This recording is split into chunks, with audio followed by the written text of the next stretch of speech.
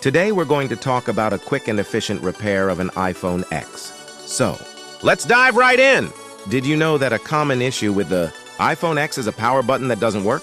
Well, our team of experts is here to fix that in just 20 minutes. That's right, folks. No power, no problem. So, how do they do it?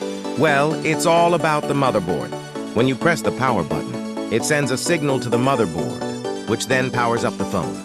But sometimes that signal can get shorted, and voila, no power. Our team of skilled technicians can fix this issue by simply replacing the motherboard. And guess what? It takes just 20 minutes to get your phone back up and running. So if you're experiencing this issue with your iPhone X, don't hesitate to give us a call. We're here to help you get your phone back in top shape in no time. Thanks for tuning in, and don't forget to follow and subscribe for more tech tips and tricks. Until next time, stay tech savvy.